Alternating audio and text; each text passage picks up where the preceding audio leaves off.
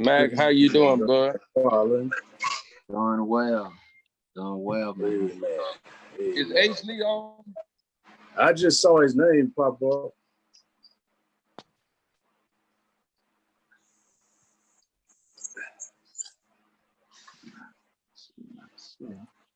What I do, but I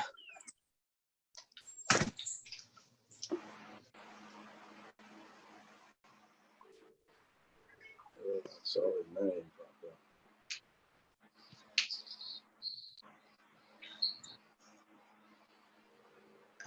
Let me see. Oh, no.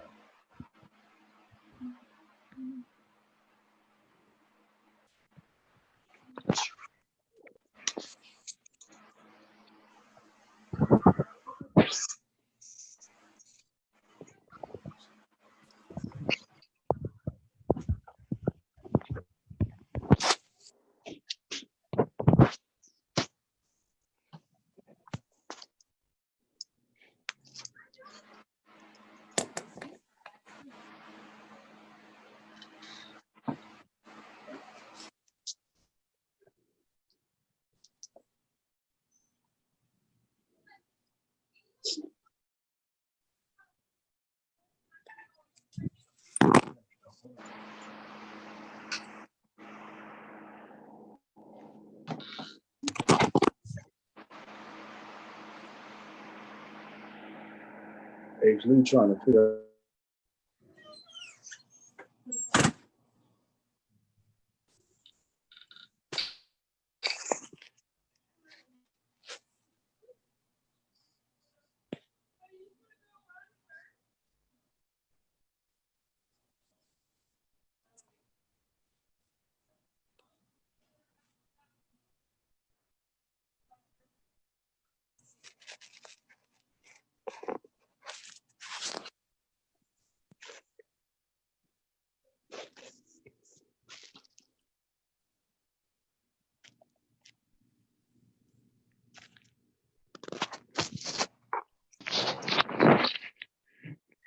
All right, there we go.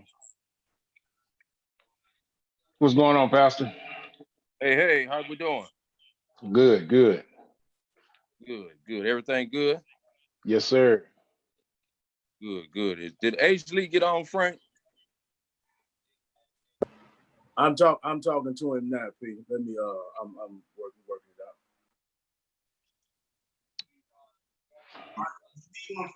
out. yeah, I was really. I didn't know. Yeah, if you got a moment. Yeah. I didn't know. I thought it was for real. Yeah, I was. Thank you. I guess this is the time you need Taylor.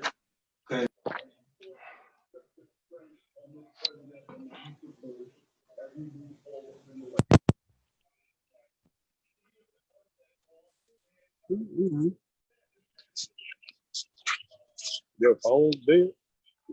Hey, they plug it up to the phone. iPhone's gonna go like that. So you ain't got no plug on the bottom, you just plug it in.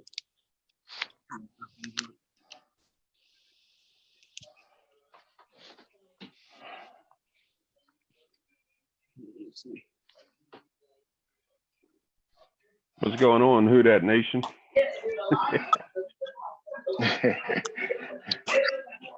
What's happening? H. Lee. It's still connecting.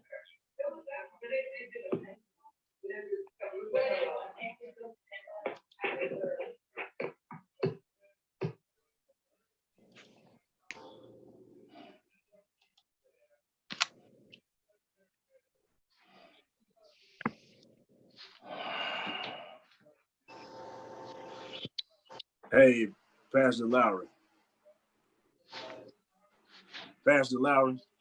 Sir. Pastor Jordan is on my line. He said it's telling him about dialing in to hear it as opposed to coming into the video. We can see him, I just don't hear him. Okay, he said he says we can see you, so this is what you gotta do.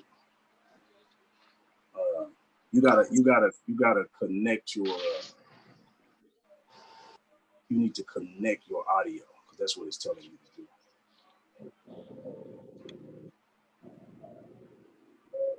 Say something.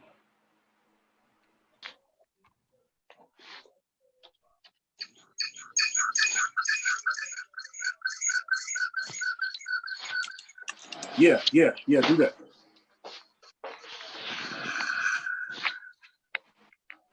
I ain't trying to go to the K.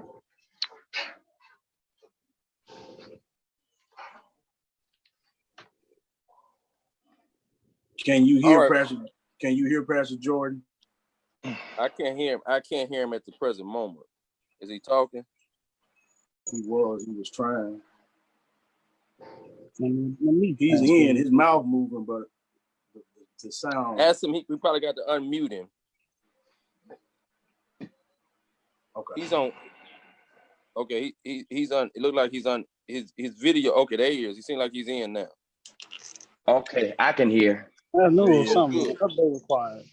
Dr. H. There Lee, he how is. you Yeah. doing, man? Man, I'm good. Come on, y'all, talk with me. I'm always willing to help. I'm always willing to help my elders.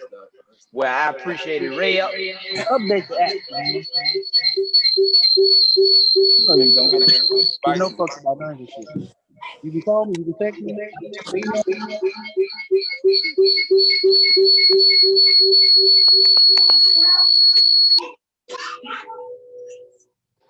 Okay, well, I think Pastor Carter is on. He's going to open us up and get us going in the right direction. I think we're still waiting on. I think all of our guests are on tonight. I see Pastor H. Lee Jordan out of Chicago, Pastor Rodney McFarland out of New York, Pastor Frank Harris out of Detroit, and then we have a retired chief, Pastor Chief Whitfield is on. He's also a councilman, an alderman in the great city of Pine Bluff, Arkansas. And then we have a lawyer that gives leadership to the leading firm here in Texas. Happens to be one of our great members of the Greater Friendship Church, Brother Nate Washington. So I think Pastor Carter is going to put us on Facebook Live so we can begin to move forward with our conversation and dialogue. Also, it's good to have the men's as well. So I'm gonna turn it over to Pastor Carter so we can get started and we can have a great dialogue. He will give us some housekeeping rules.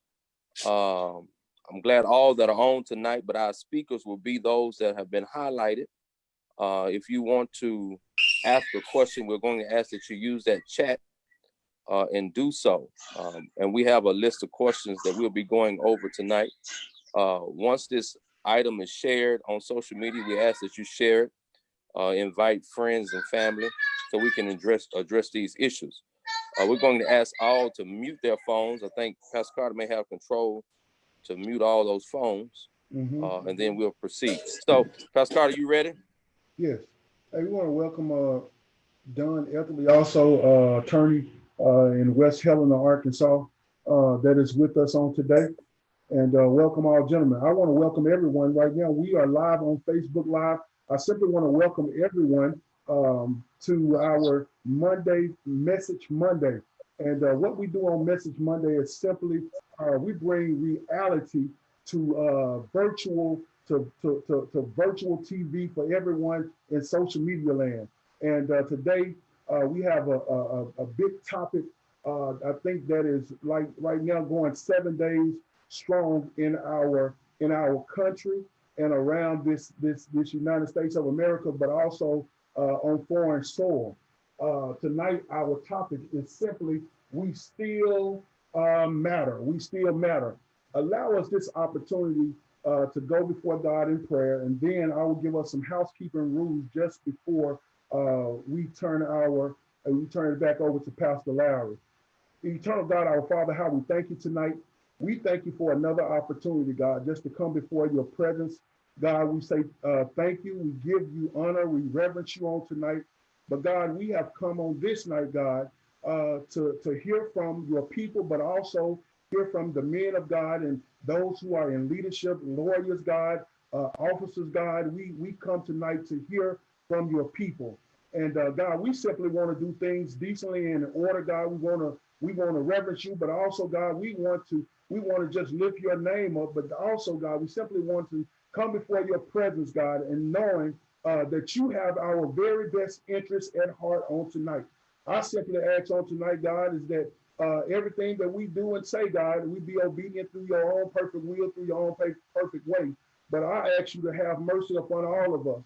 And I plead the blood of Jesus all over this phone line and this phone call and every individual that is listening in.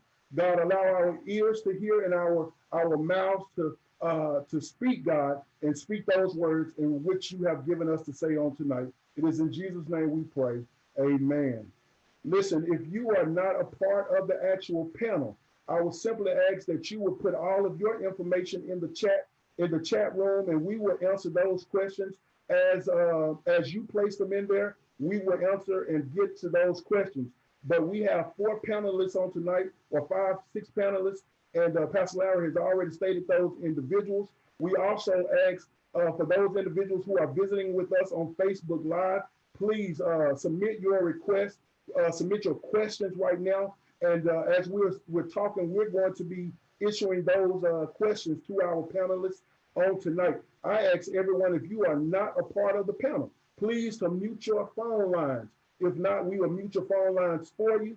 That's just to keep down on any distractions that we may have, because we realize that there is a bunch of individuals that are here listed tonight, and we want everybody to do their respective part and let there be no distractions. But also, please comment in the chat room. The chat room is open for everyone, so you can submit all types of questions in that chat room. Once again, now you're in the hands of Pastor Parrish Lowry. All right. Once again, let me thank all of you, even if you are on the panel, for being here tonight. I want to throw special shout out again to Pastor Rodney McFarland, all the way from New York, Chief Ivan Whitfield from Pine Bluff, Arkansas. Then again, Pastor Frank Harris from Detroit, Pastor H. Lee Jordan from Chicago, and then Ethelly, that attorney, thank God for him, out of West Helena, our stomping grounds there, Chief. That's our stomping grounds. And then also Brother Nate Washington will also be joining the call. So tonight we're going to start off. Pastor Carter, is it on Facebook Live yet? Because some of the guys are saying they want to share it, but they haven't seen it yet to share it. Okay, yeah, it's on 9th Street's page. So I'm going to go ahead and share it, Frank, and then you guys can share it as well. Calvin, if you would share it to our page, that'll be a very appreciative. I see some of the members of Greater Friendship on tonight. Let me acknowledge you, tell you thank you for being on. I see some other pastors that are on. Thank you for being on here tonight. Before we get started, we give reverence and respect. Again, thank you for being on. Once again, we give reverence and respect to why we are gathered here tonight, is to show reverence and respect to those that have fallen victims to such a violent system. So tonight we want to get started off. We kind of broke up the questions in different areas, and so tonight we want to kick it off with: are we still relevant in the eyes of our Caucasian brothers and sisters in America? Do they look at us as humans? And I want to ask Pastor McFarland if he will address that first. I want to ask him if he will address that first. Are we relevant in the eyes of our Caucasian brothers and sisters as we're trying to move our way and gain ground as being respected as African-American men in white America? Thank you, Pastor Lowry, for the question, and to all the brothers who are on the panel, those who are watching tonight. I certainly think and believe, much so, that Black men in America are very relevant. If it were not so, you would not see this multiracial protest that is going on in this country, there are many persons beside Black people who are out there protesting across this country with many Black people to suggest that the Black man matters and we are relevant. And the people of this generation are speaking out in a very high and positive tone because they realize that this has been a systemic problem and a historical problem. And they're also arguing and fighting for the relevancy of the Black man. Now, as it relates to those who are racist, those who still seek to oppose this positive movement, we may not ever matter to them because we understand that at the root of this, there is hatred, and conviction has to take place for us to matter to other people. But I do think that as we see this multiracial protest concerning this issue and issues that have happened in the past, it speaks to the relevancy of Black people in this country. Thank you, Pastor McFarland. Pastor Carter, you have any Yes, sir. insight? You want to do a follow-up with that? No, we'll just go ahead and let the next individuals, they want to go ahead and answer that, and then we'll come back right after Okay. them. What we're going to do, guys, we're not going to allow all the panelists to ask all the questions. We'll be here all night. Mhm. But I do want to jump into this next question. I think Pastor McFarland just gave us a great overview that we are still relevant. And so if there's something that you can encourage your people, your family, let them know regardless of what they see going on in the news, they are still relevant. They are still important because if we're not careful, we'll take on the mindset that we are not relevant. Pastor Jordan, this is going on in your city right now. How has this racial tension affected the community of the Chicago area?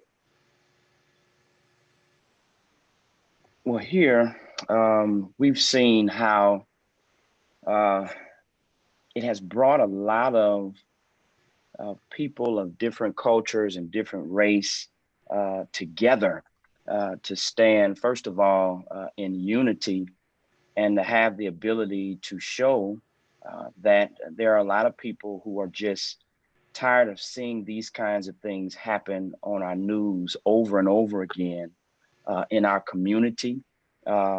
It's getting to a point and to a place now where it's not uncommon to see here or there some kind of either police brutality, some type of racial profiling, or some type of prejudice that's taking place, whether it be redlining, whether it be socially, whether it be economically. And it has really impacted our area in a lot of different ways.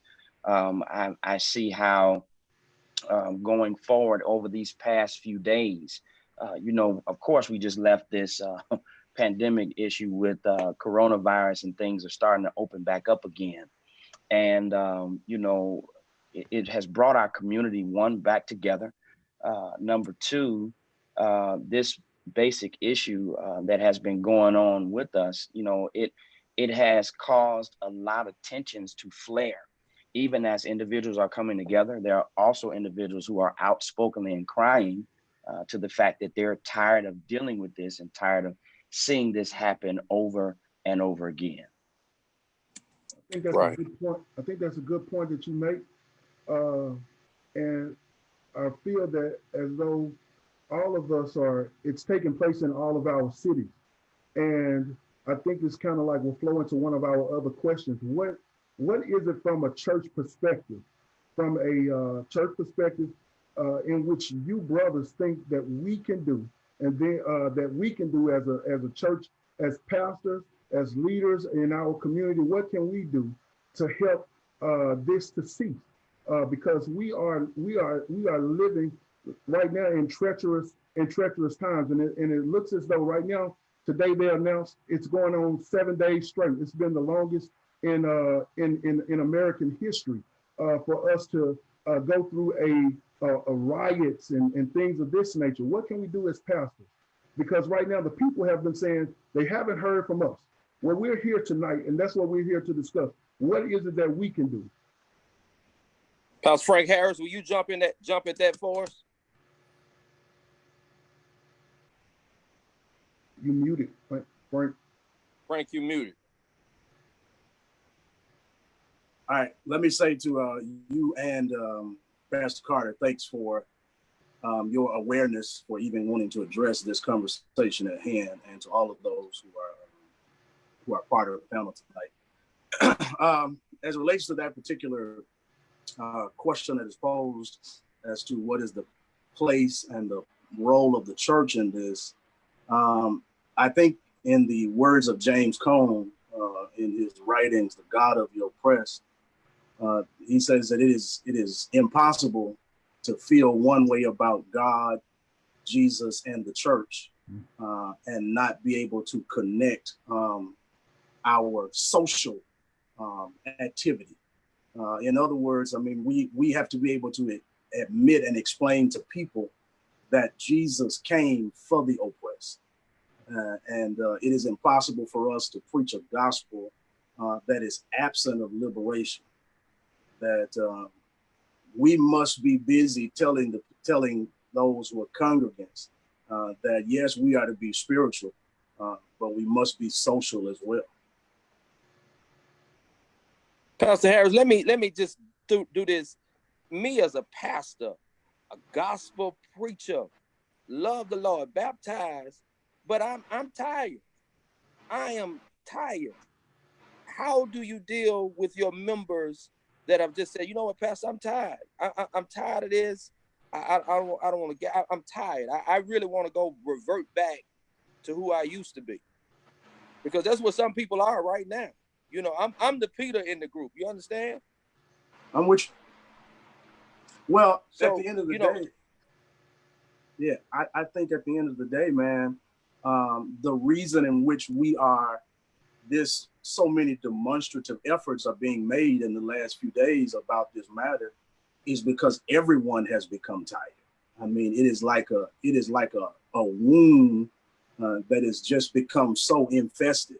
And I think in the wake of the death of George Floyd, I mean, I think that wound burst, and I think that's where we are. However, in being angry, I mean, all of us are there. I mean, I think in so many ways, our words and our search for words is still limited because we're so angry. But you cannot allow I think we cannot allow our being angry to override the fact that there is still work that has to be done. You know, that even in fighting for liberation, I mean, Jesus himself, I mean, he got tired trying to rescue, and he got tired, and so many times he had to retrieve and go back and get refreshment so that he could face the task at hand.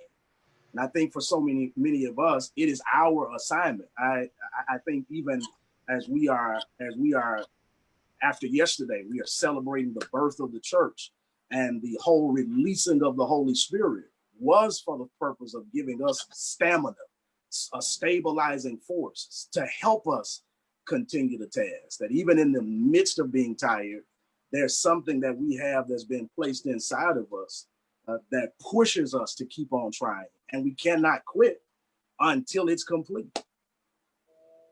Even in the midst of being upset. I think that's what the world needs to hear. Don't stop. Don't quit the good fight. Chief, how has this affected your community? You are a former chief that did an excellent job with the city of Pine Bluff.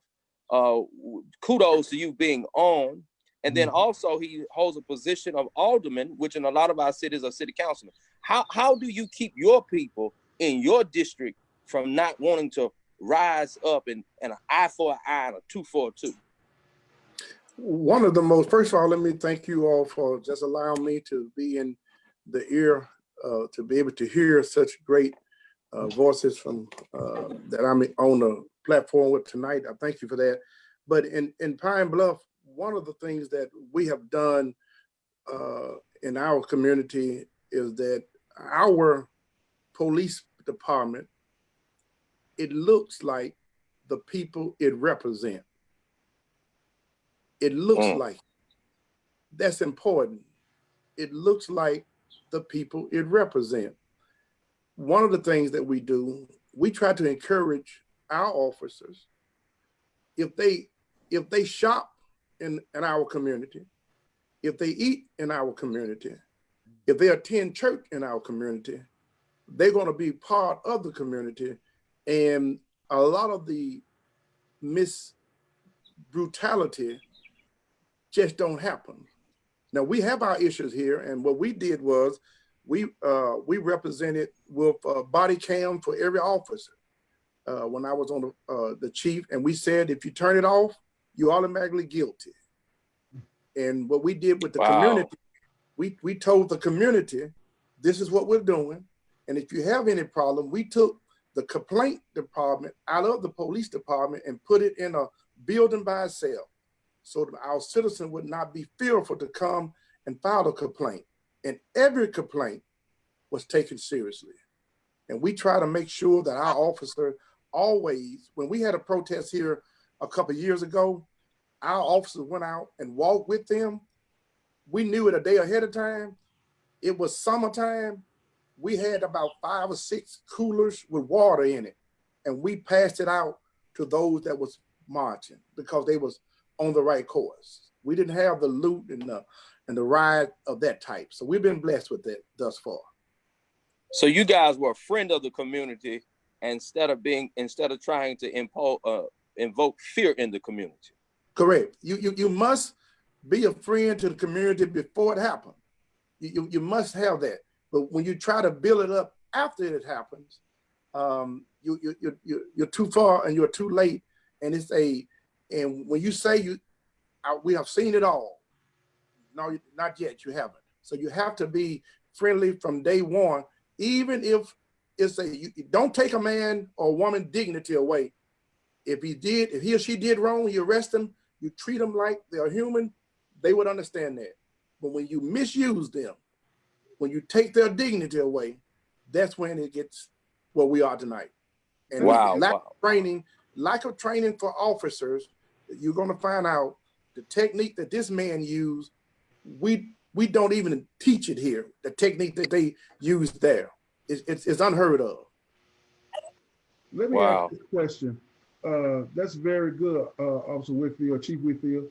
I would like to hear from our 2 attorneys because we have one attorney who services a smaller city, and then we have another attorney, Mr. Nate Washington, who services a pretty large, significant city here in the city of Fort Worth. So, can you guys both give us some transparency on both of your communities, in which we can look from a perspective of a large versus a small?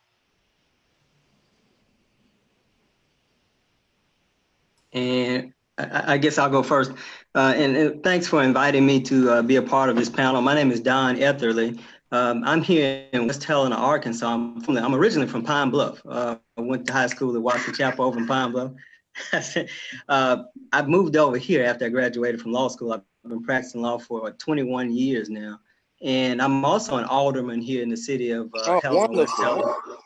I've done that for since 2008. So what is it, about 12 years now. Our issues are different from the larger areas. We don't have enough law enforcement. So we don't have people who are outraged right now. We might not have more than 2 or 3 officers on the streets as I speak to you right now. So the issues that we have are different. Our community is saying, hey, we need more law enforcement. So we don't have all of the issues. We don't have as many contacts as you might have in a larger area with people. We don't have the issues. We did have one that went national about a year or so ago involving an officer and a gentleman who was stopped, and it was on the body cam. The gentleman put his hands out the window and the officer was telling him to get out of the car, and he refused to put his hands down. But very few issues that we have here like you have in the larger areas. I say this to say this: the people here in my county and in my town are looking outward to see what's happening with great interest, because all of us as African-American men have experienced these encounters and these situations at some point in our lifetime.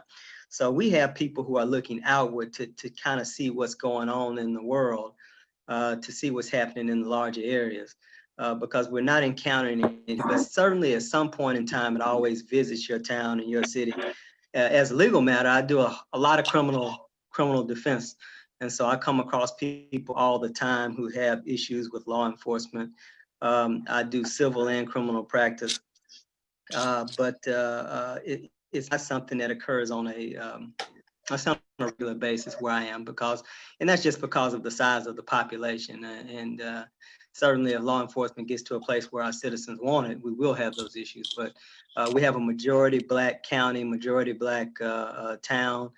We have an African-American chief of police, majority Black department, who all have ties to the community. So we're blessed here so far to have a pretty decent working relationship with our department. Brother Washington? Yes, sir. Well, Fort Worth is a little bit different. I mean, it's, I don't know, 15th or 16th largest city in the US. So you got big city problems. During the course of my career, I don't want to parrot exactly what the chief said, and he said you haven't seen it all, but I've seen quite a bit, just the length of time that I've been practicing law, which is 17 years. I've seen people shot by unarmed clients, shot by police officers.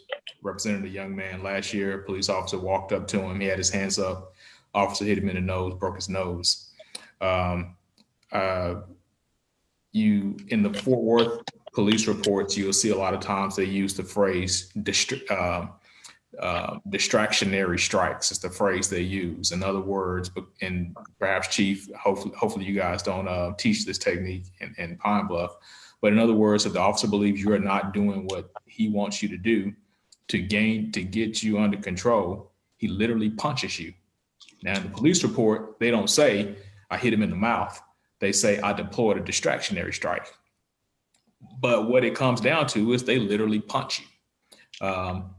And so I think if you don't see the humanity in people, you're able to do that.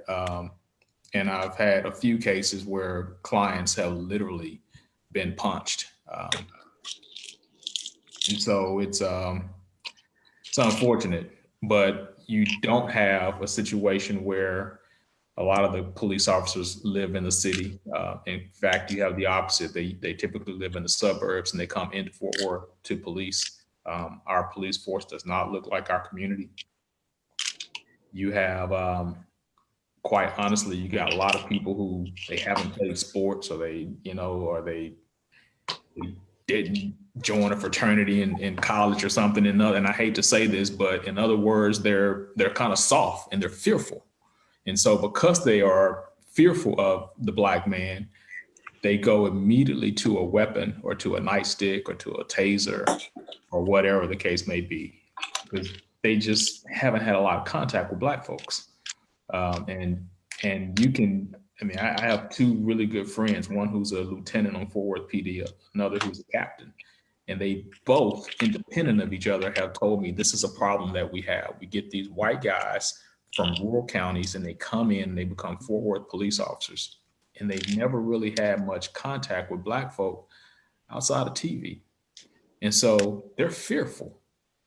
They're not even, and this is coming from two Black police officers, they're not even necessarily bad guys. They're scary guys. Mm-hmm. And they take that fear and they deploy it on the Black man.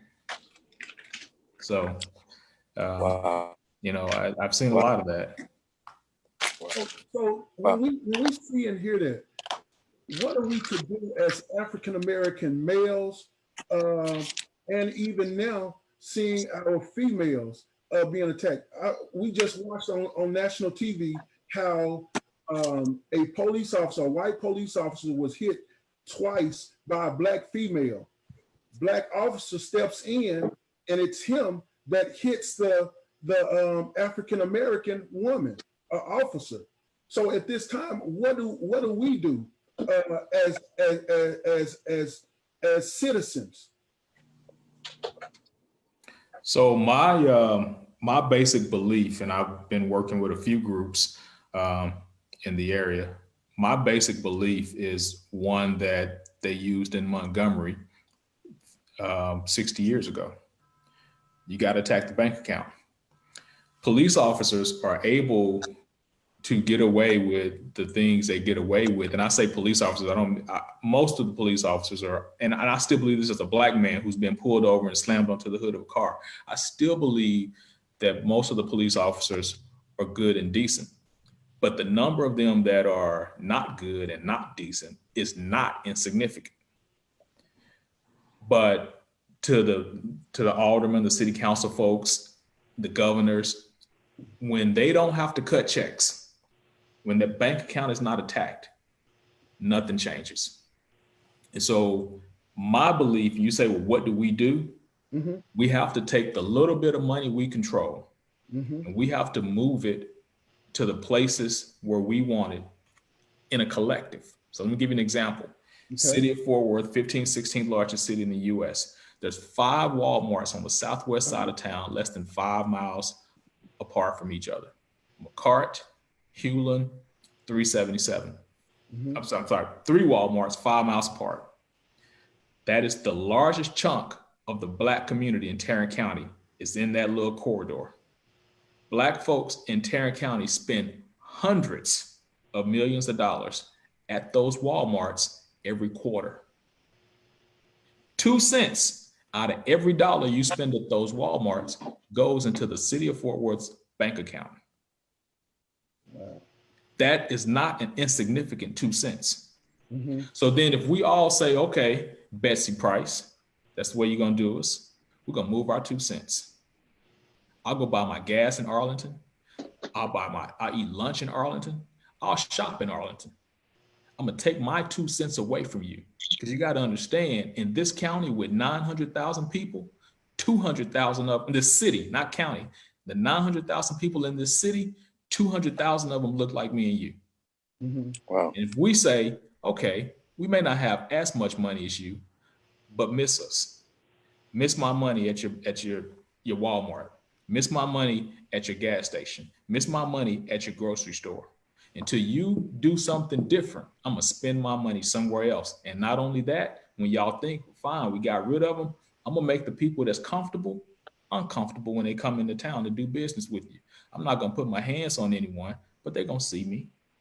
What these people are doing across the country in terms of looting, I know it's unsightly. And we'll say this is not the way to do it. Respectfully, I disagree. Fear is a powerful motivator. And now they're scared. And now finally they're gonna listen because they have to. So you got some angry, upset, outraged people that are tearing stuff up. And we can look and say, you shouldn't do that. But they didn't listen to anything else.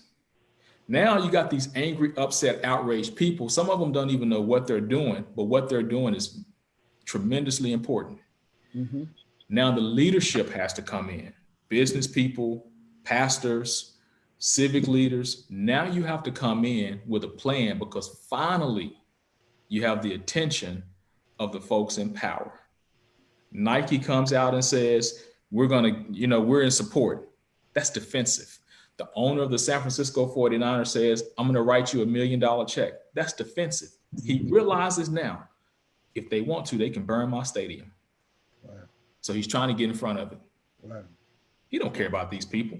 This is the same team. This is the same guy where Kaepernick was. He don't care. That $1 million to him is a dime to me. It's insignificant. Wow. He's defensive. Can I add a word on that? Because what he's saying is absolutely correct. We have to organize as a people, and there's 2 things that we have to tap into that goes along with economic aspect of this. The ballot box. A lot of the people who determine the people who are in charge are elected. I mean, as an elected official, you have pressure on your city council, your alderman. You have a mayor who, in my area of Arkansas and all of Arkansas, hires the chief of police. Judges are elected. And our people typically shy away from, we don't like to vote, we don't like to participate, but it is the system that we have to continue to try to tap into to put pressure in the right places. And also when you have lawyers, you have to tap into the courthouse. I cannot tell you in a small town how much pressure it applies to us financially when we get repeatedly sued and sued and sued and sued again behind the acts of a few bad people. we reach a point for us where we don't have millions and millions of dollars that flow through our treasury every year. So every dollar counts. And when we're having to constantly pay out dollars to people who file suit, even just the representation, even just to hire the defense, it drains on us after a while. So yeah, maybe one or two, but when people, I spoke at my church a couple of years ago, and I talked to people about this very issue. Don't try your case on the street corner. Please don't try your case on the street corner.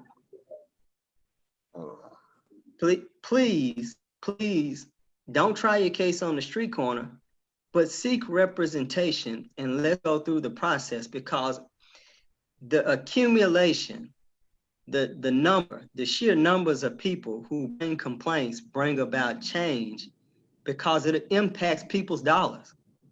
Every time we have to go out and hire a lawyer to represent the city because we've been sued behind one or two bad officers, we reach a point where we have to let them go. You just have to let them go. And in my position as an alderman, I don't get to hire and fire police officers, but the mayor has to make that decision, because when we start allocating his budget for the year, which does come down as a council function, Mr. Mayor, we got too much money going out of your police department for abuse or corruption issues, and in a civil nature. We can't give you this much money for this item. And so I can't tell you enough how I encourage people to tap into the system. And I know it doesn't always work for us, but I think we have to continue to stay on the grind, so to speak, and not give up on that avenue. Encourage people. We have to organize, encourage people to vote, educate them on what the issues are and who supports us. And if they don't support us this time, they'll come back next time and find somebody who will. And that's my piece on that. That was amazing. Reverend Carter, you want me to go or you go? Well, we have a couple of questions that's been asked, and I'm gonna gear this towards our pastors at this very moment. And they asked Pastor McFarland, how has your experience been with dealing with Caucasian people in the East Coast or on the East Coast versus the South? Frank, I think you can answer that question, and Pastor Jordan, you can answer that same question also, being in the Midwest. Thank you for the question. Well, of course, I can say that New York City here is a melting pot of culture. So we have a lot of people here that interact with each other. But just recently, we saw on the same day of George Floyd's death, this young lady, Caucasian girl, Amy Cooper, was there in Central Park, and here is a Black African man who works in the park, just doing his job and telling her to put her dog on the leash. And then she calls 911 and acts out on the man as if he is trying to threaten her life. And so from one point, we can speak of how New York is as a culture. There's a lot of people here, but on the other hand, is very racist. Stop and frisk here was one of the most excruciating things that could happen to Black people in the community where I pastor. Over 70% of your stop and frisk arrests were African Americans. And so New York itself has a lot of racial issues when it comes to Black and brown people. We see it not only in policing, but we see it also in public housing. Many of the people who live in the projects cannot even get maintenance in their homes. They can get well in the hospital, but then they have to come back to homes that are unhealthy. Many people here are suffering. They're suffering from not only public housing issues, they're suffering from gentrification. So when we talk about racism, there are many ways that people show that there's a difference between what is allowed in Black culture, what is allowed in white culture. Socially, we are a melting pot of people, but the racism exists on so many levels here in New York City.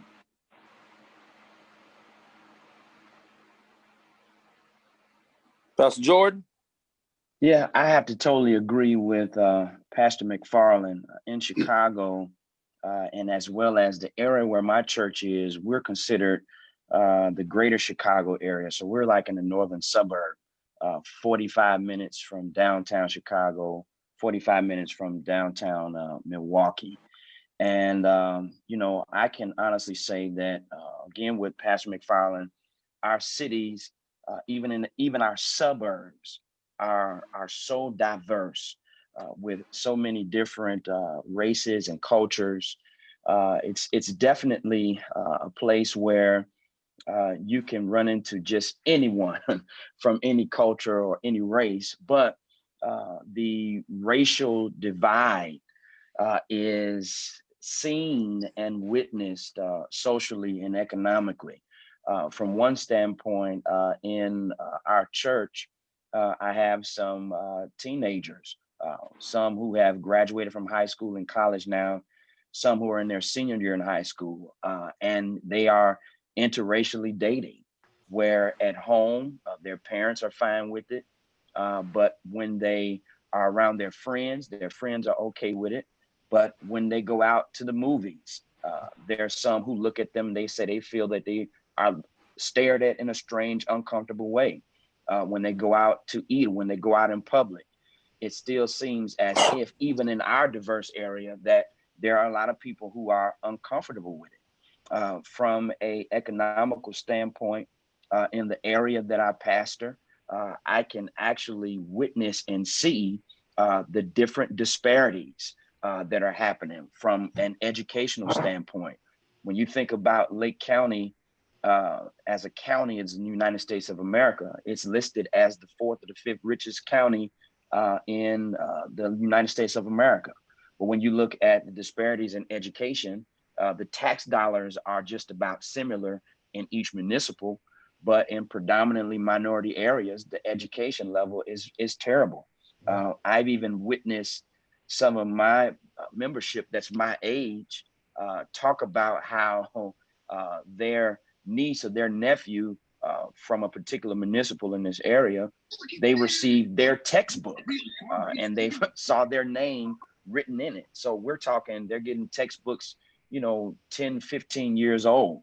And so you can actually literally see the health disparities. You can see the economical disparities. You can see the poverty rate differentiations as it relates to race and minorities, as well to our Caucasian counterparts. So, it's definitely a diverse area from Chicago on down. You can be African American, have a business plan, and you have a total difficulty getting a small business loan. When someone else, a Caucasian or someone else from another race or culture comes into your community, and they're able to get the dollars that you weren't able to get. So I've seen all of it. It's a very diverse area. I think that there are still some major racial issues in our community on all sides. Wow, wonderful. Pastor Harris? So, man, I would somewhat echo Pastor McFarland and even Pastor Jordan. I mean, myself and Pastor Jordan, we are actually right up the road, Chicago and Detroit. But having been from Memphis, born and raised there, and then pastoring right outside of Memphis in Mississippi, and then pastoring in Pine Bluff, Arkansas, and then coming here. I was hoping you didn't leave that out. It's a part of the journey, man. I can't do that. Having pastored in those different areas, man, as relates to the question at hand, I don't think there's a difference as it relates to the tension of race, because the insensitivity of that whole movement is prevalent in all places. I don't think that's something that we can get around as it relates to what people have embodied. And more so, just picking back on what Pastor Jordan stated as it relates to those who are in interracial relationships. I mean, the only way someone frowns upon that is because of the pre-existing tension of racism that has been birthed into a person.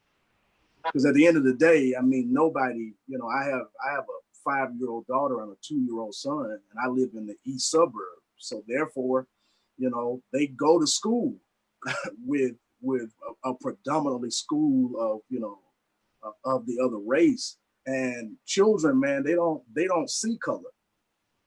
And so it's not something that they just automatically just wake up and, you know, they come saying, I can't talk to you because you're such and such, or you're this, you're Hispanic, you're Latino, or whatever the case may be. I mean, that is literally, regardless to where you are, just to sum up the whole thing, regardless to where you are, the insensitivity and the tension of racism is still prevalent, period. I don't think any place eradicates that from being an issue. Wow. Amazing. Listen, there's another question we want to address. You guys are doing an amazing job. I want to thank those that are viewing on Facebook Live for being on as well. The chat question, and I want to just throw this in real quick because I saw Pastor Craig Pullum on. He said on yesterday that in order for us to bring about a change in our community, we are going to have to influence those individuals that have a heart and a mind to bring about a change, to start running for office. Because what's happening, we're having people that occupy seats that are not qualified to give that type of leadership. And so if we don't start putting people up front that have a like mind, have a mind to cultivate change, we're going to continue to go backwards. Now, I know we are not here based off a fake $20 bill, but I do want you to think of this. What happened to a sense of community? What happened to when you got out of line, the store owner will come out and say, hey, Frank, hey, Nate, that $20 bill is no good. When did calling the police become a part of your process to handling things? We have no sense of community. And so that was one of the questions. How do I deal with police officers who don't know me, who don't like me? And then I feel like if I go to a Nate, they retaliate against me. And I think both of our attorneys talked about it. Our chief talked about it. We have to get officers back involved into the community. They have to look like the community they serve. They have to be a part of your special events. So the question is, how do we get back to a sense of community? How do we get back to where it was okay for Johnny to get in trouble, but he got chastised on the corner before he got home, and then when he got home, he got chastised all over again? And I know we're dealing in an era where your parent, you don't want nobody touching your kid, but I was raised by a whole community, not by a collective group of people. I was raised by a whole community. So how do we get back to a community? Chief, I think that's a good question for you to answer. How do we get back to a sense of community? Thank you for that question. Now I have an opinion, and when I was at the police department, I said this, and I always say I gave the police department a disclaimer. You can hold me for this because this is just my belief. And I have to go back to what you said about putting the right people in office when you go to vote. Until, and I said this to the governor of Arkansas and to the state representative in Congress, I said, until you tell Black America the difference between, when we talked about community, until you tell us the difference between abuse and discipline, we have no control in our community. Because I'm like you, I was raised in a community, whereas my neighbor could discipline me, and I didn't want my daddy to find out. Well, now, if a daddy disciplines, let me give you an example. This happened Friday. A young man came home, and I'm not even at the police department no more. They called me from a church member from another church. A young man came home about 10 o'clock and couldn't find his phone. He asked his mother for his phone, for her phone. She said no. She went in her room, shut her door. About a minute later, he kicked the door open. She grabbed a extension cord off the fan and whapped him with it. Got 2 or 3 good licks in on him. He ran out the door, as God would have it. He ran straight into the police. The officer goes to the house, take him home. the first thing he do, because the law says it, is take the woman to jail. You will never build up a community if we don't have the ability to handle our own home. That's the problem. We got to have the ability. The man of the house has to be the man of the house or that woman of the house. But yet, because we do have a close knit community here, I was able to call the judge and ask the judge to get her released. On a Friday evening, actually Saturday morning, he released her, and she went back to court Tuesday. We just got to have more community involvement. Right. So guys, y'all heard that. If you get in trouble in Pine Bluff, call Chief Whitfield. He is the man. Hey, Nate, I see you want to jump on there, Nate. I was going to jump on there, Pastor. Go ahead. Try to be quick. It's something that I've seen through my practice, and it's something that Chief Whitfield hit on when he said he didn't want his dad to find out if he was doing something he shouldn't have been doing. That's the problem. I see two things repeatedly when I'm dealing with criminal defendants. The two things I see most of the time is they did not graduate from high school and they were not raised by a father.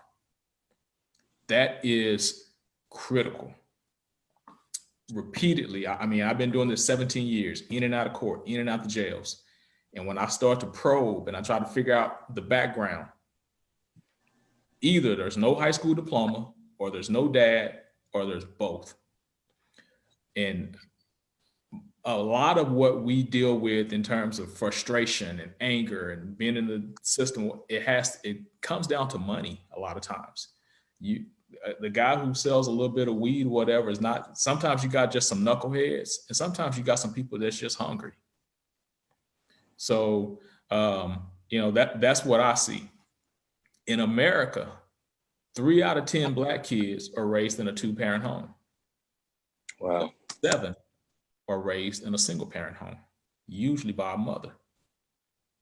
Right? I have 2 boys. My 2 boys know. They know Daddy will put those hands on me.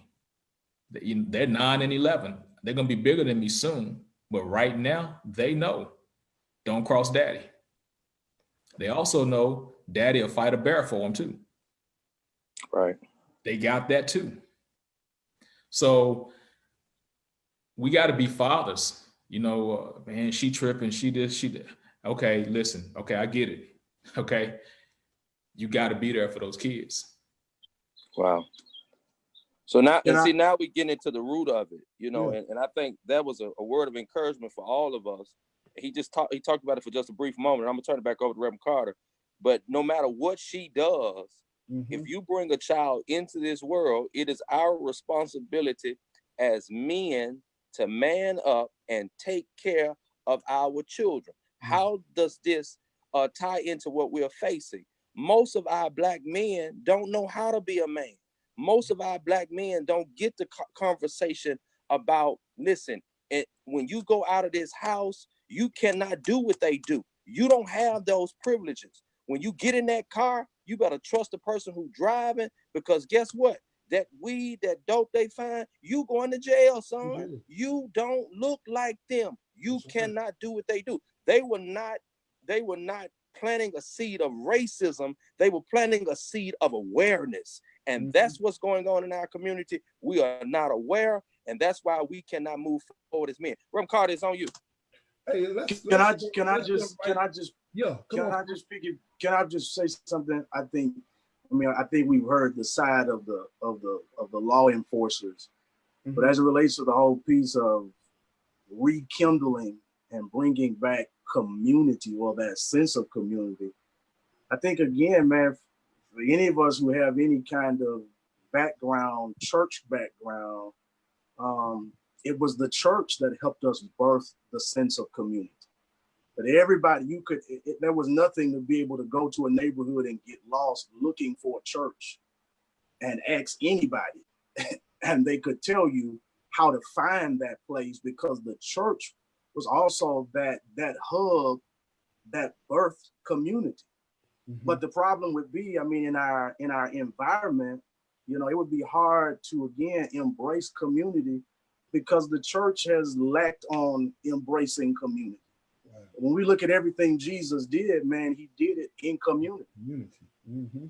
And as the church as a whole, I think we have done a terrible job in embracing community, not just the people around us in our neighborhood. You know, in one sense, we're busy seeking for popularity for everybody else to know us, and then our community don't know us. But then we have totally bombed the community with one another as the church. You know, and as it relates to a young man developing into a man and knowing how to take care of responsibilities and duties in the absence of a father in a home, I mean, that was shown to him at the church. You know, but I think the absence of all of that is what's prevalent and what needs to be relooked at. That a man cannot be a man, and too many times we give the excuse, and I'm not being insensitive to any person who's had to live life without both parents, but then the church, that's where, again, I think the church community comes back in to help all of this. But the church has actually took the back seat to what we should be talking about. Right. Great answer. Pastor Carter. Go ahead. I just want to chime in for a little bit, man. I hear us and we speaking about community and what can we do to place that sense of community back. The first thing I see is, first of all, man, we have to, I'm a product of the one parent home where my father was in prison for 21 years. My mother was on crack cocaine for 17 years of my life. But there was a strong man in my life who was actually a mentor for me, who was my grandfather, who was actually an apostle. People hear me say this all the time. And so, you know, he instilled principles and morals in me, and I did have an example of what a man was. My granddaddy didn't like us to hold our hand a certain way. He made me stand up straight and put my back up straight. But it's like there's not those kind of men in our life anymore. And the Bible says before the enemy can take over a house, he must first bind up the strong man. And so because a lot of our men are bound with all kind of addictions and mindsets and all kind of systems that we struggle with, some of the things that we saw our parents do and some of the things that we grew up seeing, we teach this same system to our children. And I was able to show my son something the other day when I was pulled over by the police. I was able to actually talk to my son as the police was coming up. I said, okay, son, I'm gonna show you how you deal with a police officer. I know a lot of times us as young black men, we get angry, and the first thing we do is, what y'all pull me over for? Hey, well, I wouldn't even do it. And I was speak. I sat there very calm. I yes, sir. Them, you know, I handed them an envelope with all of my, and I told my son, this is something that I need you to do. Whenever you start driving, because he'll be on his way to college. Whenever you start driving, first thing I need you to do is not ride with the wrong people, like I believe somebody mentioned earlier. Not have the wrong kind of people in the vehicle with you. But second of all, I need you to put your driver's license in the envelope, your insurance in the envelope, everything in the envelope. You don't got to reach. You can just hand them one envelope. I handed the police the envelope. He looked at my insurance and everything, and then he asked me one question. He said, is this your car? Now, surely on my insurance and everything, it has my name, but in his mind, he was really saying, this car is too nice for you to be driving this car. Not even really understanding what I do for a living, because I'm one of the examples to our black community that I'm one of those young guys, man, who now I'm an RGM of a company of a Zaxby's, man. I'm over 29 different Zaxby's locations. So when people use the excuse that I'm a black man in America and I can't do this, I'm a felon. I got a felony charge. I didn't get a diploma until February the 25th of February this year. I just got a diploma in high school, but I run a major corporation for people. And so I'm an example of people of what even a person with a background that doesn't say you can be this, you can be that. And so I've been a catalyst to a lot of young men. The first thing that I say, I've had 2 of my brothers shot down and murdered by black men. One of my brothers was shot in the head with an AK-47 twice. One of my brothers was shot 7 times in his Monte Carlo. And so I didn't see the NAACP show up. I didn't see the Black Lives Matter. I didn't see the Black Lives Matter rally. Hey, brother. Yeah. Reverend Carter, go ahead. You getting us off track. 1 second. Hey, do us a favor. Type your comment in the section, because what we're doing is we've held everybody's comment. You have to type your comment in that section, and then we're going to come and we're going to address that comment. But what we've done is all individuals who are actually on the panel, those individuals are answering questions. And right now we have a ton of questions that we're trying to get to from individuals on Facebook and the individuals that's on Zoom. So type in that comment and then we'll get to it, I promise you. So look, this is what we have. Our next question that was up, it stated, the individual said, make sure everyone in your community is registered to vote. She said also provide transportation to the polls, know and understand the local laws in your state on police brutality. What is the ratio of Black and white officers in your jurisdiction, and determine if they are proportion based on the population? So I'm asking, and I'm throwing this out to our panel on today. Probably Chief Whitfield, you can probably answer that for us. In Pine Bluff, we have, let me say it this way, our population is about 45,000 people. It's probably 75% Black, and so we have a major number here. Our police department is probably 80% Black, with a combination of male and female. So it really, we are fortunate enough to know that it is good to have the police department that look like the people it represent. And it does make a difference. That's not saying we don't have our problems, because we do. We still have problems. But it's a much better feeling when you see that blue light and you think that, but sometimes we have bad apples on the other side of the track as well. Let me tell you that. We've hired individuals that were Black officers that did not cut the mustard as well. So it's not just really the color of the skin. It's now, one thing I've done in my career is that whether it's an officer in trouble or a citizen in trouble, when I was a young officer, I had one question. When they asked about license and things of that nature, or they was in minor trouble, I would always ask this one question: well, what's your pastor name? Or I would say, what church you go to? If you tell me what church you go to in Pine Bluff, I'm gonna ask you what's your pastor name, because I'll know if you've been there. But that's what it has to be. That is a great question. And in Pine Bluff, we do look like the population that we're representing. Man. Also, that same individual threw out this question to us. She said, what laws can be changed to hold police accountable for bad behavior? And I think all of us can kind of like touch on this right now, is because of what we are literally facing with Mr. Floyd's situation. And once again, I throw the question back out to us: what laws can be changed to hold police accountable for bad behavior? Let me give you one right quick and I'll get out your way. What happened the other day to Mr. Floyd, and what happens to other Black young men when the police department has a working relationship with the coroner, with the investigators?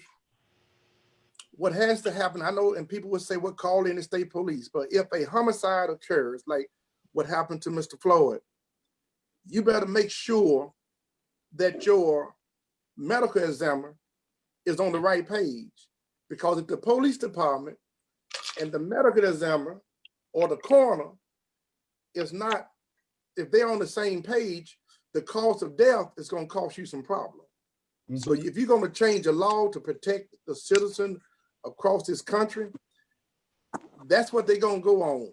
If they say this is the cause of death, and you watch them choke this man to death, you just drop from a what we call a really homicide to just manslaughter.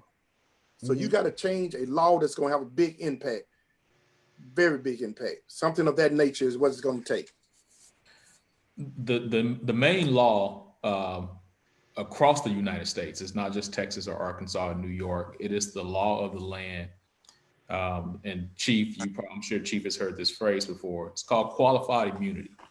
Qualified immunity is when if a police officer is able to say that he feared for his life or the life of someone else, then whatever he did, he has immunity for.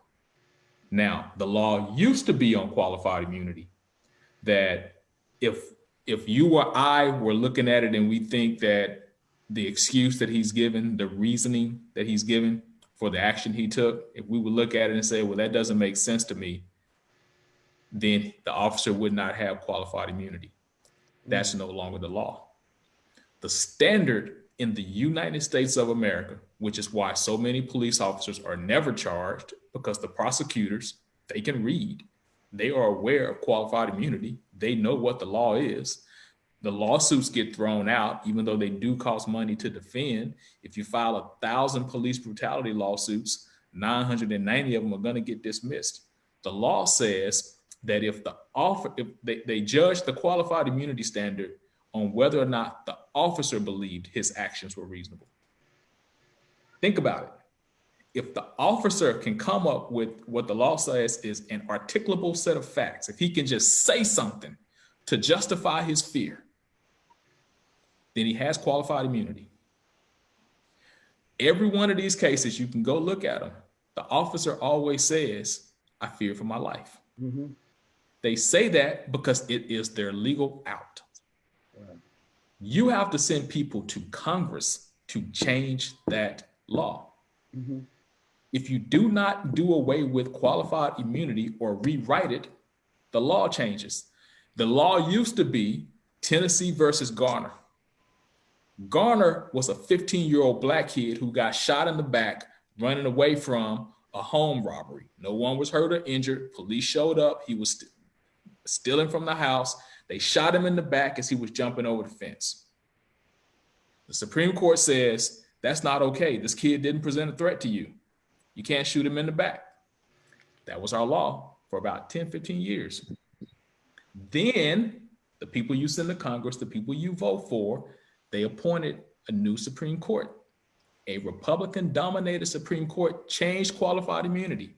Now the law is, if there has not been a similar case in your same jurisdiction where a court has said you can't do that, whatever that is, then the officer has no reason to know that his action wasn't reasonable.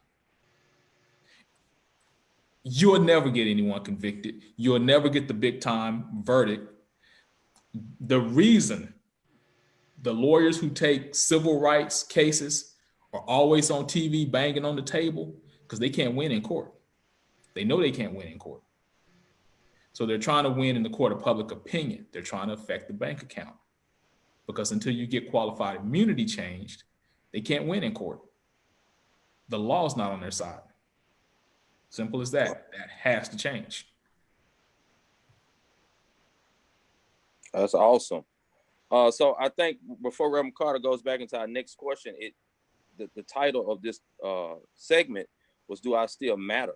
So brothers and sisters that are on the call, if we're not getting out to the polls, we are saying to ourselves, we're saying to our community, we're saying to the nation that we don't matter. Mm-hmm. So we have to go vote. We have to go vote. We have to do that. And we have to encourage our kids to vote. We have to encourage our kids that it is a privilege to be able to vote. So I think that was spot on, Nate. That was spot on. Pastor Carter? Mm-hmm. Next, you may have answered this, but we're gonna shoot it to you again. What physical evidence is needed to make warrants that warrants an arrest? Nate, before you answer that question, or Don, Chief, can you look at that from a police standpoint and then share it from the prosecutor or a defense? So we kind of let's deal with the case that we have on hand. Mm-hmm. Let's deal with what's going on now. Chief, what is the evidence that that they had to bring him up on charges?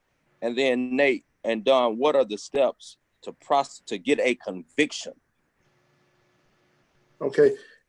On that side, I think the lawyer may be better to answer that, because what we look at, because it's the police officer that's committing the crime. I said to some officers the other day and I'm not there anymore, but when I saw a couple officers pull over to the side, really and truly on a case that was recorded that way, when that young man wrote his report, to me, they should have interviewed him on a homicide case right then. But yet the law of the land says it takes time to build a case and indictment. And you do want a person you would rather have them to be indicted, because they have already cleared it. They've already checked and balanced and everything, and you're probably going to get a higher charge on it instead of rush to judgment, because they're going to use that against you. But I would refer that to the attorneys, because they know what the evidence has to be there. Well, in the state of Arkansas, and this may work differently in different states. Some states require grand jury indictments in state court. Some do not. I don't think most of them do. But in the state of Arkansas, all that's necessary is for an officer to complete an affidavit for warrant of arrest that says, "I believe this crime has been committed," and just states a factual basis for that belief, and a judge will sign off on that warrant, and the process begins. Where you have you get on the clock, and the prosecutor has 60 days in the state of Arkansas from the time of the arrest to file his formal charge. So you don't have to have a formal charge even to get an arrest. I'm always amazed as I watch these officer-involved incidents when they go to grand juries, because it's not necessary. And I always describe that to lay people as the vehicle of cowards. If a prosecutor is going to a grand jury, it's because he doesn't want to do it himself. He doesn't want to be responsible. He doesn't want to stand up and say, "I believe a crime has been committed." In the incident involving Mr. Floyd, where the average person can see a murder in front of you, in the state of Arkansas, all that's necessary is for an officer to complete an affidavit, take it to a judge, get a warrant, arrest him. Because it's a felony murder charge, you don't even have to have a warrant to make the arrest. They could have simply gone and picked him up, taken him to jail, get the warrant signed after the fact, and they have 72 hours to get the warrant signed after the arrest. So it happens every day. It happens every day. The same way. So in this instance, in the question that was previously asked, I didn't know if it was asked from a criminal side or a civil side. And Mr. Washington, he addressed it from the civil side, but on the criminal side. And I'm applying Arkansas law as I answer some of these questions. From a criminal side, think about what happened. You had an officer who went out and took a man into custody on the presumption that he had committed a crime that he never saw. Then you have a video of a crime that's committed by the officer, but we can't do anything about it. That's asinine. That's not proper. That's not correct. That's not how it works.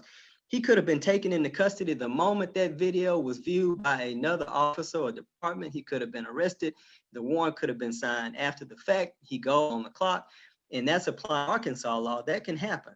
And so what you look at, I go back to the election, the voting process. Who are your prosecutors? Who are your people who are responsible for hiring your law enforcement? Because those people get to make those decisions behind closed doors. And when they want to hide, they'll tell you, "We need a grand jury to look at this." And then what happens in the grand jury is you don't get to see what's being presented. You don't get to see how it's being shaded. But if it's a crime, you just put it on paper and submit it. I'll stand down on that. Can we get one question before we wrap up? Thank you everybody for being here, but we got just give us about 10, 15 more minutes. Why haven't the other officers been charged? Mm-hmm. I mean, just personally, there's no will to do so. I can't answer that question other than there's no will to do so. The Attorney General, who's a black man, says they're all going to be charged, and I hope he's right about that, because I think they all deserve to be charged. They're all accessories or accomplices to the crime, so I think they should be. And I think the average person on the street. You know, one of the jury instructions that you get when you go to court is you're not required to set aside your common sense, sensibilities, and common knowledge. Everybody sees that they're helping him and assisting him in the crime that's committed. So I think they should all be charged. I totally agree. I agree with that as well, but having been a prosecutor, my inclination is to believe that they're putting some pressure on those guys to get testimony from them. That happens frequently. And so not taking up for them, but I suspect they're putting some pressure on those guys, on those other 3 cops to testify against the big fish. Happens every day. Criminal cases all the time. I didn't mean to cut you off, but if that's the case, why? I mean, and you have video footage that has shown them aiding or assisting this other cop. Why? What's the process? What's the weird things happen in the courtroom, and I get it. I'll give you an example. I defended a guy a few years ago. He's a teacher. I guess that's about as much as I'll say. He was arrested for DWI. Nothing real serious, but he was arrested for DWI. He blew a .14. The legal limit is .08. But we went to trial anyway. The jury found him not guilty. Now, he blew a .14. He's almost twice the legal limit. Prosecutor was scratching her head. How she didn't understand. She didn't have enough experience. She didn't understand how she did not get a victory. If you try any number of cases, any lawyer who's tried any number of cases, I'm closing in on 100 cases at this point in my career. You win some you did not expect to win, and you lose some you did not expect to lose. It happens. And so if they're doing their job right, they understand if they get a not guilty verdict, that city's gonna burn. You think you've seen something right now. You see nothing if they walk that guy. That city's gonna burn. So they should be dotting I's and crossing T's to make sure that case against the big fish is airtight. They ought to be. And I think when you said that, that's something for all of us pastors to literally think about, because it's just not that city is going to burn, but it's going to be all cities. Right now, we are sitting 50 strong and now moved into foreign soil in which they are rioting now. And so if there is not a guilty verdict, then we're all going to see some repercussions in our very own city because of the decision or the actual decision that was made via that conviction or not conviction. So I think we ought to be planning. We ought to be prepared for what we could possibly face, and that's our reality right now. That's literally our reality. Pastor Larry, you got that last question, unless you want to say something else. No, I don't have any. This is the last question. What do you tell a family? What do you tell the Floyd family? And we want all of our candidates, not candidates, all of our speakers to address that. What do you tell the Floyd family that has been affected by police brutality? What are your words to them tonight? Starting with Pastor McFarland. My words to the Floyd family tonight is that we are with you through this. There are some of us who are directly affected because of our skin color. And we know that regardless of our career, regardless of our background, regardless of where we come from, middle class, low class, at any point, this could be us. And so we stand with you through this. We're praying for you. We're mourning with you. And we're hoping for justice out of all that we've understood tonight through this Zoom conference, even learning about qualified immunity. We're praying that beyond the laws that are in place to protect officers when they do wrong, that we would receive proper justice. We would see proper justice, and that the Floyd family would gain proper justice through this case. And we're praying for you.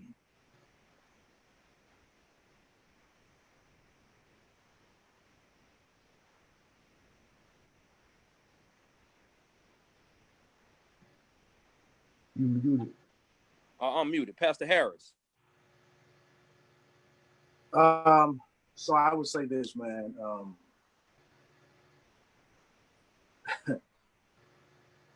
Dr. King says on one occasion that we all came on different ships, but we're in the same boat now.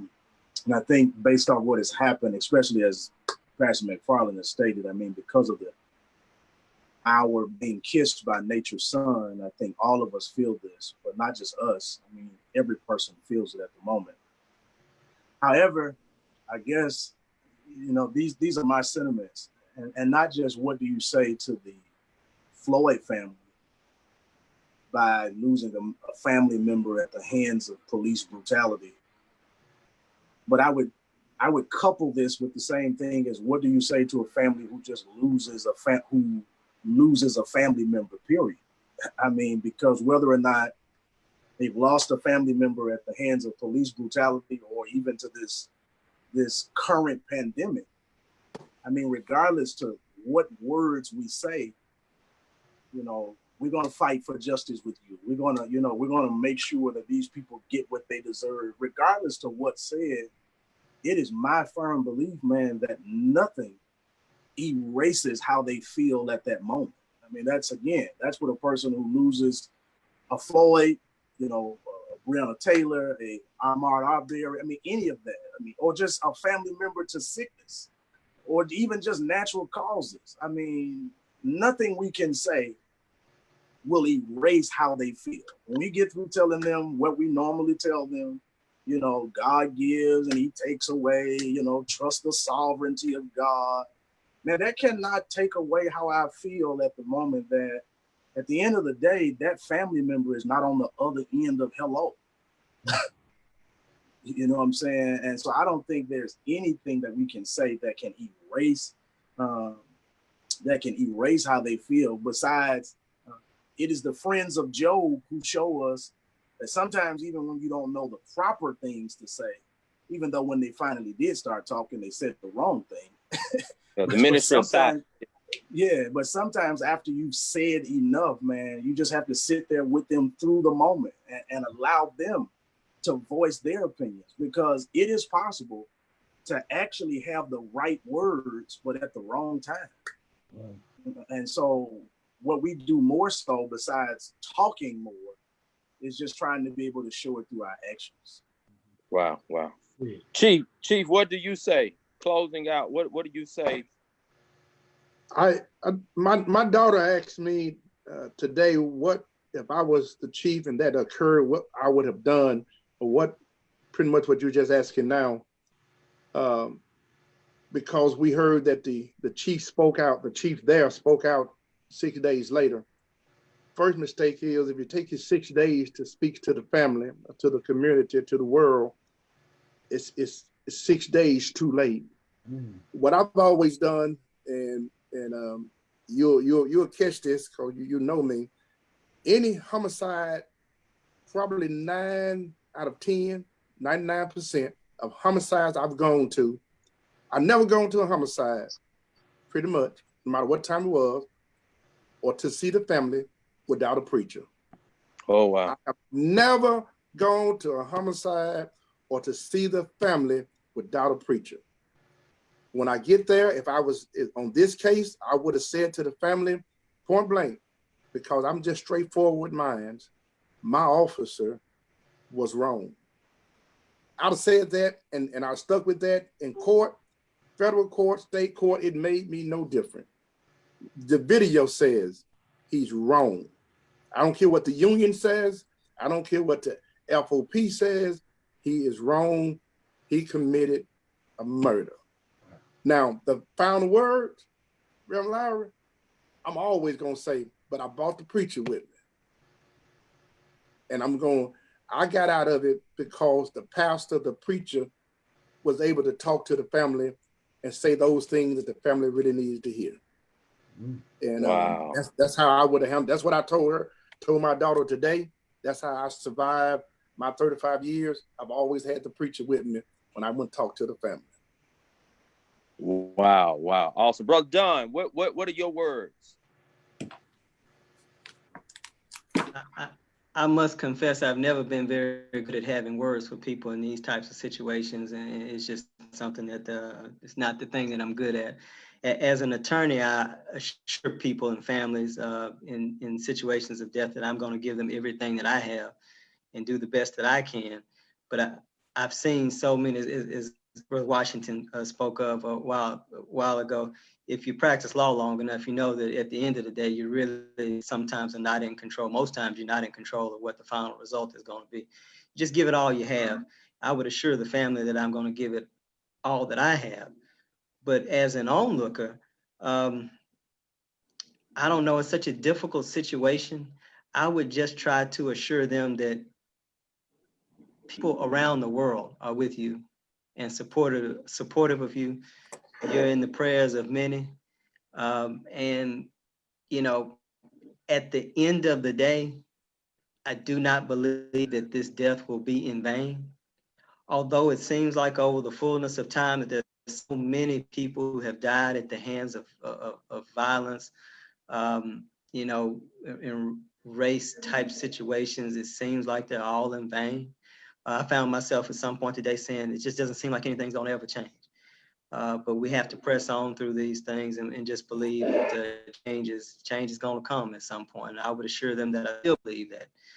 We all have doubts, but I still believe that, and we'll push on. And everybody, there's a lot of people in this fight with you. Win, lose, or draw, the immediate fights out in front of you, the legal fights, the civil, the criminal fights, people are still standing with you. Wow, wow, thank you, brother Washington. I don't have too much to say. I think Pastor Harris nailed it. There are no words. I would say that us as a people, we have to not forget Brother Floyd. When you say I don't feel like going to vote, think about Brother Floyd. Yeah. When you say I don't feel like helping that young man out, that knucklehead in my church whose father's not around, think about Brother Floyd. So we have to try to serve each other a little bit better, do the things we have to do, because there are no words you could say to that family and what they're feeling. Because Pastor Harris, he mentioned it. He said, you lose family members for various reasons, but they're having their loss shown to them hundreds of times a day, over and over again. And the pastors know this, there's a grieving process. There's stages of grieving. They're still in that initial shock. And the initial shock for many of us when we lose a family member is a day or two. Their initial shock is going to go on for weeks and months because it's just in the news all the time. So we just need to try to live better and help each other out a little bit more in service to that brother and that family. Wow. Pastor Jordan, hey, Dr. Jordan. I must say that everyone has nailed it, even before me. There are no words that could express the sentiment of comfort in this kind of a situation. As you look at it, one thing I would express to them is my prayers for them and their comfort in having the ability to find it, even in the process of them not being able to process grief like others. I would let them know that I stand with them and I empathize with them because I have a 17-year-old son who's now at a place where he's on his own to drive to a McDonald's or drive to the mall and things like that. I think about how I feel when he leaves this house and how I'm on edge until he comes back home. You know, I would let them know that I empathize with them because of the color of our skin. And over time, you know, prayer still works, but prayerfully that they will find some comfort in seeing justice being served in this process. Wow. Well, you guys have been amazing. Pastor Carter is going to close us out, but let me say this. I believe, my personal belief is that racism is a seed that has been planted and it's been watered for over 100 years. In order to move forward, the only thing that's going to wipe out racism is relationships. This week, I have the privilege of being a co-owner of a funeral home, talked to an elderly Caucasian man over in his 80s.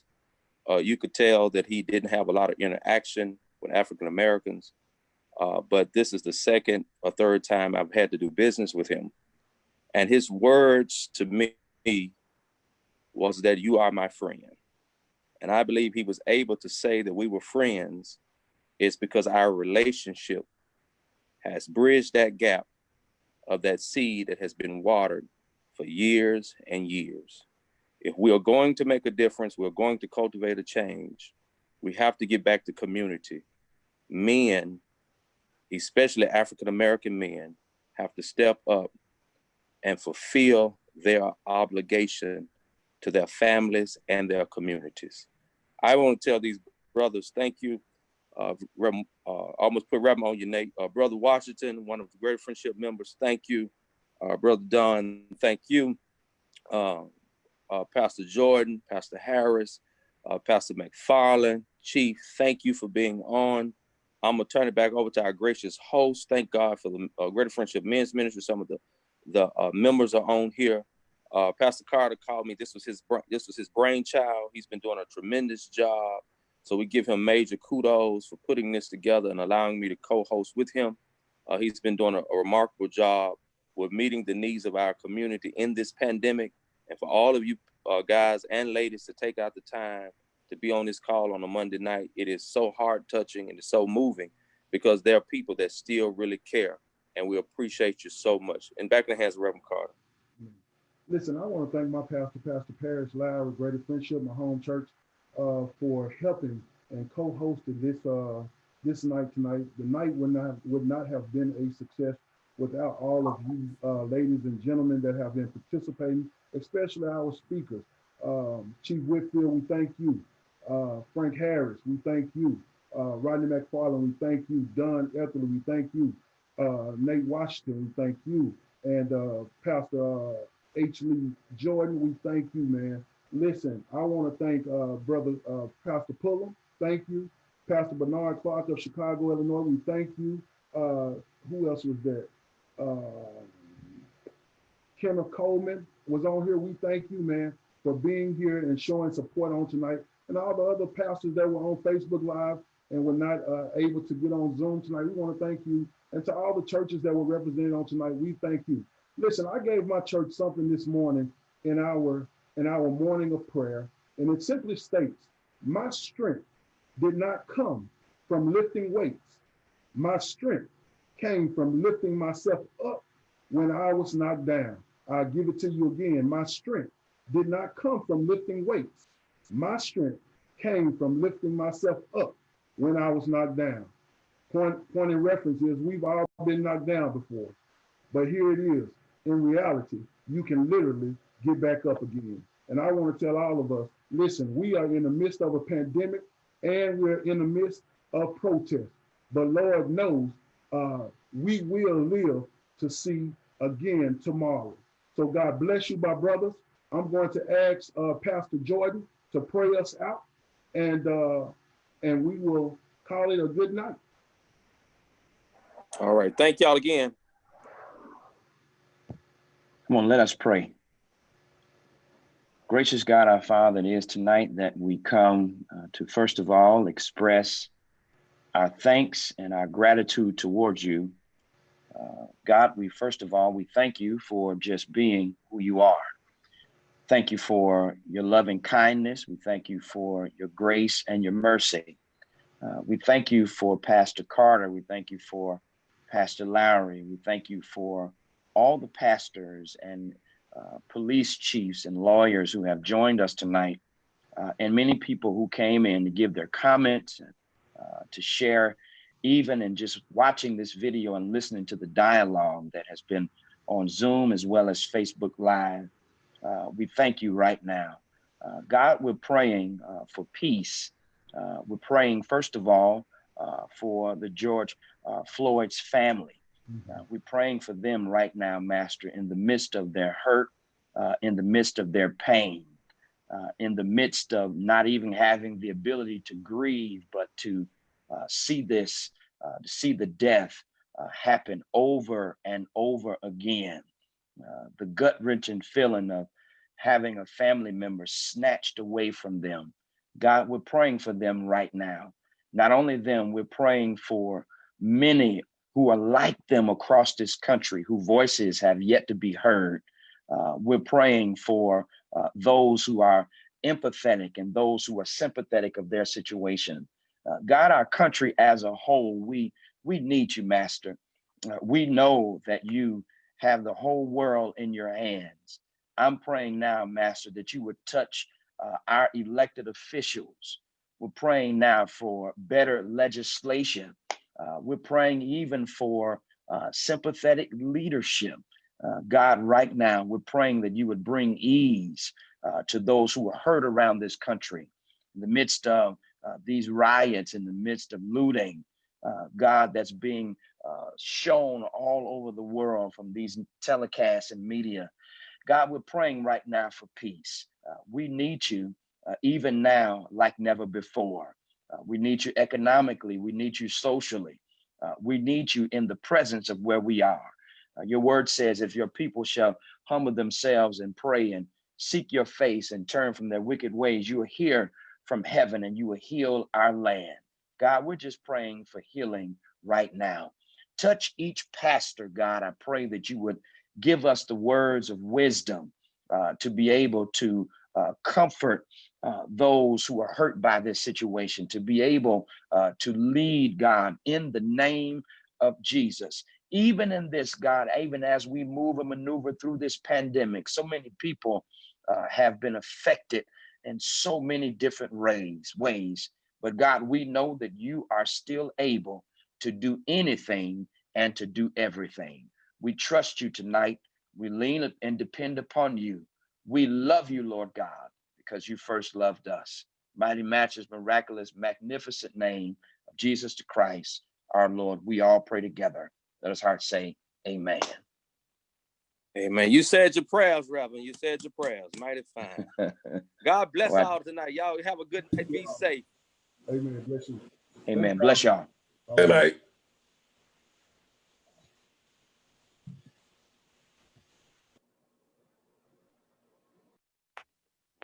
Night, night.